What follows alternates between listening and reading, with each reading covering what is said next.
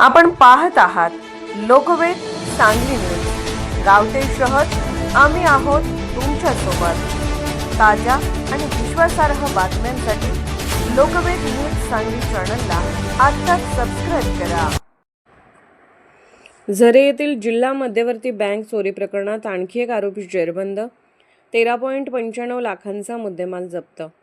सांगली जिल्ह्यातील आटपाडी तालुक्यातील झरे येथील जिल्हा मध्यवर्ती बँकेतील धाडसी चोरी प्रकरणात पोलिसांना मोठे यश मिळाले आहे।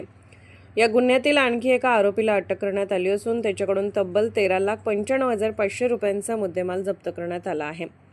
या प्रकरणी आटपाडी पोलीस ठाण्यात गुन्हा क्रमांक 8/2026 अन्वये BNS कलम 331(3), 331(4), 305(अ), 305 तसेच आर्म ॲक्ट कलम 3 आणि 25 प्रमाणे गुन्हा दाखल करण्यात आलाय। या घटनेची फिर्याद हनुमंत धोंडेपा गळवे शाखा अधिकारी यांनी दिली होती। ही घटना 7 जानेवारी 2026 रोजी सायंकाळी 5 वाजल्यापासून ते 8 जानेवारी 2026 रोजी सकाळी 9:45 वाजेपर्यंत घडली होती।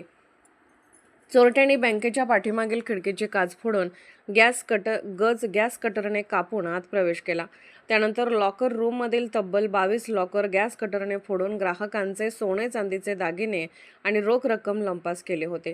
घटनेचे गांभीर्य लक्षात घेऊन कोल्हापूर परिक्षेत्राचे विशेष पोलीस महानिरीक्षक सुनील फुलारी तसेच सांगलीचे पोलीस अधीक्षक संदीप घोगे आणि अप्पर पोलीस अधीक्षक कल्पना बारवकर यांच्या मार्गदर्शनाखाली तपास सुरू करण्यात आला। स्थानिक गुन्हे अन्वेषण शाखेचे पोलीस निरीक्षक संजीव झाडे आणि सहाय्यक पोलीस निरीक्षक जयदीप कळेकर यांच्या नेतृत्वाखाली विशेष पथक तयार करण्यात आले होते।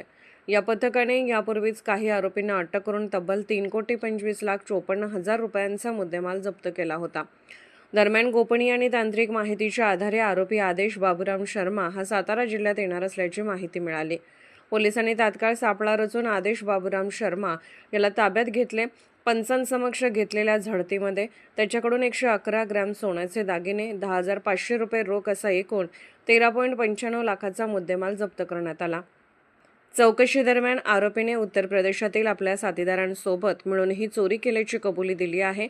या गुन्ह्यातील इतर फरार आरोपींचा शोध सुरू असून लवकरच त्यांनाही अटक करण्यात येणार असल्याची माहिती पोलिसांनी दिली आहे। सदर गुन्ह्याचा पुढील तपास स्थानिक गुन्हे अन्वेषण शाखा सांगली करत आहे। लोकवेद न्यूज सांगली।